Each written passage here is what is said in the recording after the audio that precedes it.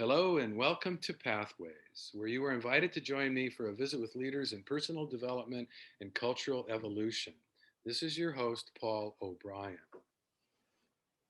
The great human quest is to discover who we really are, a discovery that changes our lives and the lives of those around us. And our guest today says that the heart can be a portal to our deepest psychological and spiritual nature. By opening your heart, you can begin to see through your core limiting beliefs and discover the nature of your true being. Our guest today is John Prendergast, PhD, author of the new book, The Deep Heart, Our Portal to Presence. John is a spiritual teacher, retired adjunct professor of psychology at CIIS in San Francisco, and soon to retire psychotherapist in private practice. He offers online and in person retreats. He studied for many years with the European sage Jean Klein, as well as with the American teacher Adyashanti. He's also the author of In Touch, How to Tune In to Your Inner Guidance and Trust Yourself. Hello, John, and welcome to the Pathways Show. Well, thank you so much, Paul. It's great to be here. Well, let's start out by asking, how did you come to write this particular book, Deep Heart?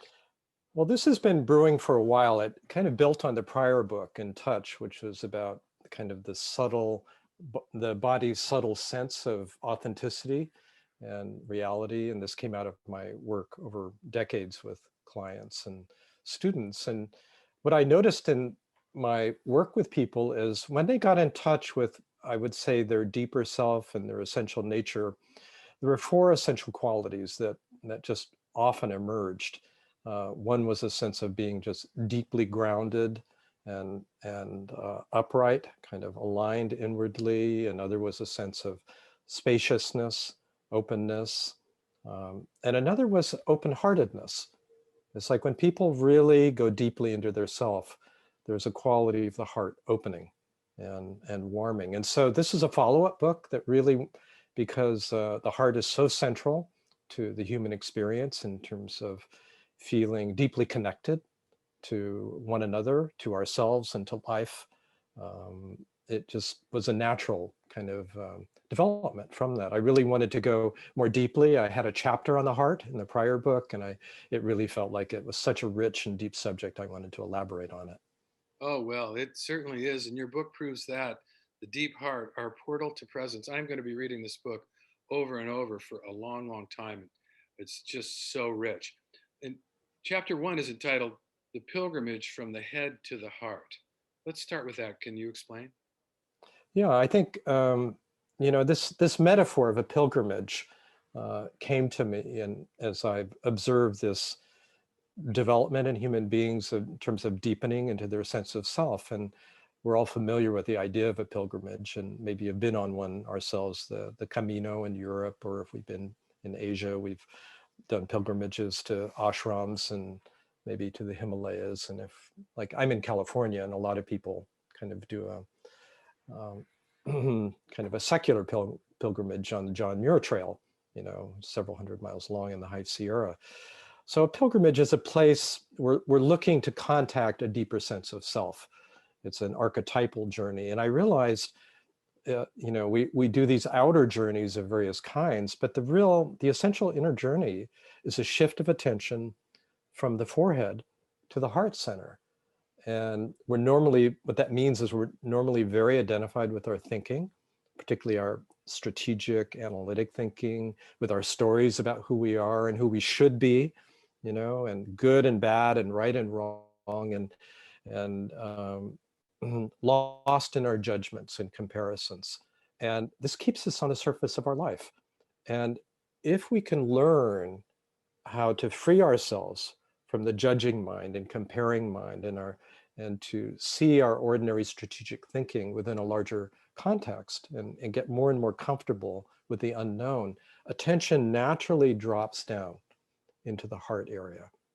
And as we do, we feel ourselves more and more at home in ourselves and more in touch with what is naturally sacred in us and in life. And so that's the pilgrimage, really. It's the natural shift of attention.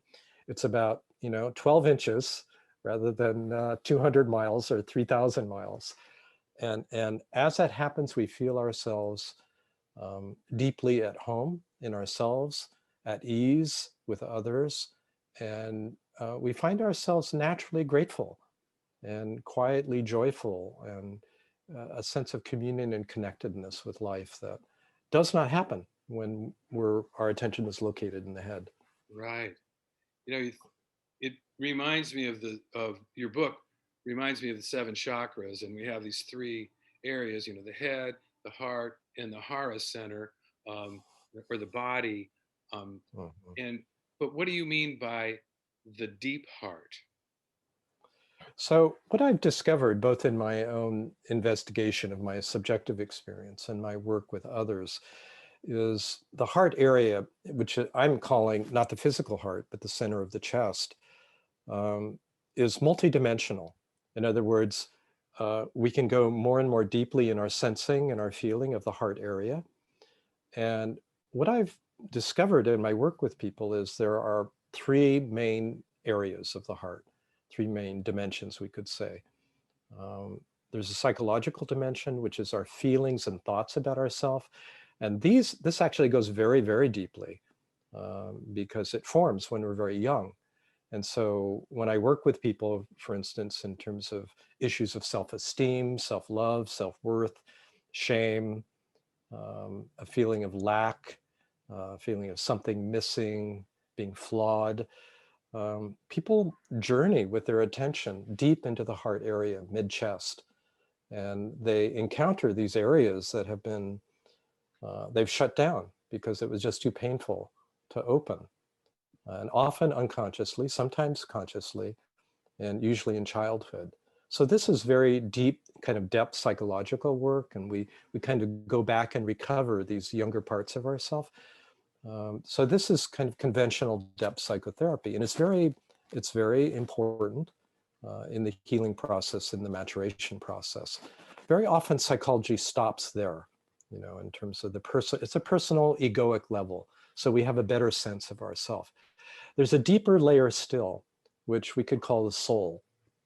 And this is not really egoic. It's that is to say, it's not about our self-image. It's not about our self-story. It's not about our self-worth. It's not about whether we're lovable, lacking something. It's a very subtle level where we have a very unique expression and gift. There's just something about Paul O'Brien that's unlike any other being. There's something about John Prendergast, a certain flavor, a certain tone, if you will, speaking poetically, that begins to open. We have a gift to share with the world, and this is people who are into medicine journey work, people who are into shamanic work, Jungian therapists when it's effective, going into deep archetypal dream work. This is the realm of the psyche that's contacted in that depth of the heart. And it also, when this opens, there's a tremendous feeling of interpersonal intimacy. Like if we meet someone and we feel a really deep familiarity upon first contact, there's just like this resonance. I know you. It feels like I've known you forever. That's what I'm calling poetically the soul level. And this is a very, very deep level. There's one level beyond that, and as people deepen in their sensitivity to the heart area and contact that soul area, it's like that's an intermediary level to this universal sense of love, spacious, loving awareness. That's not personal. We could call it transpersonal, non-personal, impersonal, but it's not on the egoic or even the soul level because it's collective, it's universal. When this opens, we tap into a quality of compassion and of love that's completely uncontrived and all embracing. And it's really only this dimension of the heart that's able to meet the suffering, the collective suffering of humanity. So we feel, when this opens, we feel ourselves more and more an instrument of this universal compassion and love. So the deep heart refers to all of these: the psychological depth, kind of early childhood, these essential qualities, soul level, and this universal level as well. Is that a progression? Typically, the go through the psychological healing and then become more aware of the soul, and then ultimately more aware of universal spirit? It's a great question, and it's an open question for me. I would say my first response is no. It doesn't happen in a linear fashion because we can have openings, intuitions of our depths, this universal dimension, this soul dimension, even when we have all sorts of psychological material that we're kind of fixated on and suffering with. So we can contact those levels at any point. Um, However, to have sustained contact with that generally requires that we've done a fair amount of psychological work and that there's a peaceful sense of our personal self there so that attention is freed actually to move on to deeper levels. Okay. You have a really interesting metaphor. It's not unique. I've seen it before, but I think the way that you explain it is quite interesting. And that's about the soul dimension and the wave and the ocean. Can you Mhm. describe that for us, please? Yeah, I mean, the classic sort of metaphor about relationship of sort of the little self and the big self is that of a wave in the ocean. And I've refined it even a little further. It's like our egoic sense of self, our separate self, is like the tip of a wave. And if you can kind of imagine yourself from that point of view on the ocean, without seeing the ocean, and you look laterally or horizontally, you see a lot of little wave tips all around you, and they seem to be separate, you know. And that's our ordinary existence. We feel very separate from one another. Some waves are more familiar because we've spent more time with them and we like them, but they disappear. You know, the waves come and go, and it's very unnerving to our separate sense of self. As attention drops more and more deeply down and in to who we are and also in our body, we contact these very deeper levels of, I would say, the wave, which is kind of this where the wave meets the ocean. It's this intermediate level. It's very quiet. There are these currents that are available that are archetypal and very nourishing and intimate. And then those fall away as we open to the ocean. So here we are. We are the tip of the wave. We are the base of the wave, and we are the ocean. It's like we're all of those simultaneously. We're multidimensional. Right. Those are the three levels you were talking about: egoic Mhm. level and Soul level. the soul and the spirit. Yeah. So, can anyone open their heart, or do you have to reach a certain level of psychological maturity in order to be able to do so?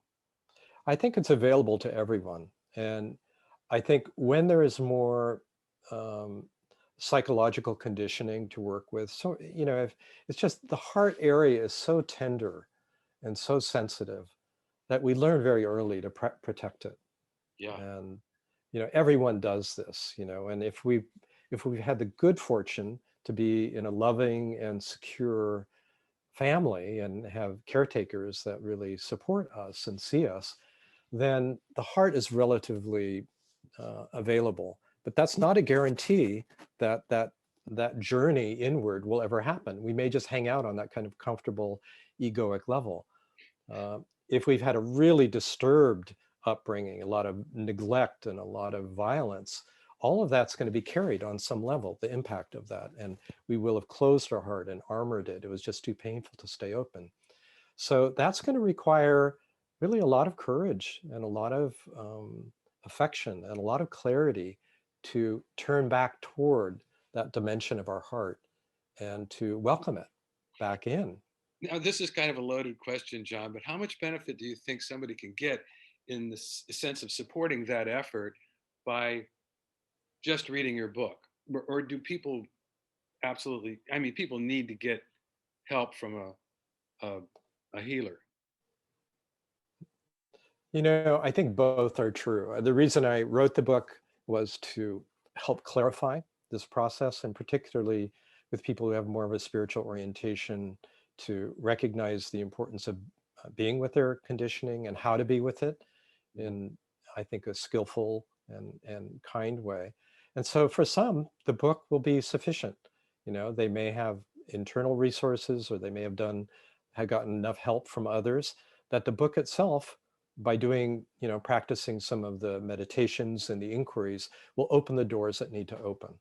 Yeah. And I have an audio version of it too, which actually I would recommend listeners use, because that I narrate, and it just helps the process. But it's also true that some people will need additional support and help.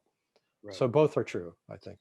Yeah, no, I think one of the most valuable elements of the book are the practices that you have in there and the way that you encourage people to tape them for themselves and so that they can take it in an auditory way. Mhm. One of the things you write is I couldn't find any human experience that was not essentially spiritual as Right. as having anything to do with consciousness. That was fascinating. Can you just elaborate on that for a second? Well, this was, as I write, this was kind of a question that I was sitting with, which when I entered grad school, and studied to be a psychotherapist, it's like, what is the relationship between these apparently different fields of like contemplative, spacious awareness and our psychological conditioning? And they seem to be separate, and my question is, how do they relate with each other? And I was Right. I was following two tracks in my own investigation and development. One was training as a psychotherapist, and the other I was continuing to study with different teachers, and had a deep meditation practice and a practice of meditative inquiry. And so I was sitting with that question: how do these two realms, interact and interrelate? And at some point, the question fell away, and I realized, oh my God, you know, without trying to consciously figure this out, it's like everything is an expression of consciousness in more or less transparent form. So when it's dense, it feels very imprisoning, and it makes us feel very separate, working with our minds, our thoughts, our contractive feelings. But when we go deeply into our thoughts and feelings and sensations, they open up, and they awaken. It's almost like the body and the mind awaken to their natural state, which is this open, loving awareness. So everything is that, knowingly or unknowingly. And that just came to me in a realization, oh, none of it is different. None of it is truly separate. Everything, we could say, using theological language, everything is God. Everything is the one, you know, and clear or unclear, conscious or conscious, still, it's all an expression of that. And everything we experience is grist for that mill. It's all the curriculum. This is the interesting thing. We've heard this from different spiritual traditions, but I've come to see the truth of it. It's like every experience we have in life is a teaching and a learning opportunity. So even people who are really difficult to be with, and could be our partners or friends, if we look to them as our teachers, that they're showing us areas of our own resistance, areas of our own projection, areas of our own finished conditioning, then we can take it as a teaching and become clearer and more intimate within ourselves. Than Yeah, and maybe even be grateful for the difficulty or for the suffering that we encounter along the way. Well, see, this is it. If our life is too easy, we rarely dig deeply into Right. our own experience, Mhm. So often it's not always, but often it's our hardships, our struggles that make us actually go deeper, question more deeply Yeah, who we are and what our experience is. the ego so tends to be fixated on whatever it's craving right now or whatever its desires are or its unmet needs, so to speak. But you write in the book, once we discover an underlying wholeness in the depths of our being, the relationship to desire changes. We are much less attached to getting what we want and much more grateful for what we have. It is a path of natural contentment rather than willful renunciation. An inner Mhm. sense of fullness arises that is increasingly independent of circumstances, and we feel happy for no particular reason. Yes, exactly. What a great promise. That is so beautiful. And what kind of practices help us to open the heart? And how much of it is Well, related to self love? yeah, I mean, self-love, self-acceptance are really, really, really important, um, important factors here. This is a practice of self-investigation, self-acceptance, and ultimately of self-love. So I think the most important practice, I hold practices lightly, because, there are all sorts of spiritual practices, and we can get fixated on them, and we can also feel like we're a failure doing them. And so the best practices are the ones that we enjoy doing, right? ones that really nourish us, ones that really resonate for us. And we know what those are. We'll find what they are. And I offer a range of them in my teaching in my book. And the first one is actually just is a lot of them have to do with listening, and not just with our ears, of course. That is to say, listening, sensing, feeling. And as far as the heart is concerned, one of the basic practices is actually to pay attention to the heart area. And we can do that very simply by like putting our hand on our heart area and relaxing, closing our eyes, imagining that we can breathe directly into and out of the heart area, and just letting our attention settle in more and more deeply. Not trying to change anything, is a way of just attuning, listening more deeply. So that's a preliminary practice, and we can ask ourselves questions like, what is the true nature of my heart? And then be quiet, you know, because we're entering into a dialogue. It's like the heart area is a portal to heart wisdom, which is a combination of love and wisdom. And it's always there. It's just kind of quietly awaiting our recognition and attention. And so in a certain way, we're entering into a dialogue with heart wisdom as we begin to attune with the heart area. So we can ask the questions. If, for instance, one of the practices that I've developed and works beautifully with people is to question their negative core beliefs that they're damaged, flawed, lacking, unlovable, unworthy, and I have several chapters devoted to that. Right. And this is a very beautiful heart-oriented practice. And this is a brief interview, but I think this is a takeaway for some of your listeners potentially, is to ask themselves, what beliefs am I holding about myself that really limit and constrict, my life and my sense of self? And usually it can be reduced to a few words, 5 words, often in a child's language. I'm no good. Something's wrong with me. Right. I'm unlovable. I'm bad. And we notice the impact of that belief. Just having the thought, it creates immediately an emotional reaction and some contraction in our body. We put it aside. We bring our attention to the heart. We get quiet. And then we ask ourselves, what is my deepest knowing about this belief, this core limiting belief that I'm whatever, lacking or bad or unworthy? And then we're quiet. It's like we just let go of the question. We're receptive. We don't go to the mind for an answer. And it's so interesting to feel what happens as people begin to listen and attune, because a deeper truth begins to emerge from this sense of wholeness, from the passage that you read. We have this, regardless of our conditioning, really, no matter how much abuse or neglect, or trauma that we've gone through, our true nature is whole. It is that natural wholeness and openness is always here. And we begin to dialogue open to this deeper knowing. And it's like the light of awareness begins to enter the conditioned body, mind, and the heart area. And people report a feeling of release, of warming, of melting, opening, and then just feeling themselves a whole different dimension, this deeper dimension of their heart area beginning to open. And they discover a depth and a beauty and a wholeness within themselves that they never knew of. It can be so hard to get free from these core beliefs. In fact, it makes me wonder whether our sense of self itself is a limiting belief. But we have these core beliefs: It is. I'm unlovable, or there's something wrong with me, or I can't cope, or whatever it is, and then it tends to spin us off into this criticism, self-criticism, or criticism of others, comparing and judging, and it can happen so fast that it's pretty hard to be aware of it in real time and Oh, yeah. reverse it. So Well, that's right. That's right. We have to do some reverse engineering here, and yeah, that requires that we carefully study the process without judgment. right. So that's the Yeah, right. Yeah, we start noticing that, oh my God, I'm judging them, and what's the effect? That creates distance, alienation. I'm judging myself. What's the effect? That creates distance and alienation. What is the thought I'm having? You know, if I'm judging others, there's some corresponding judgment of myself.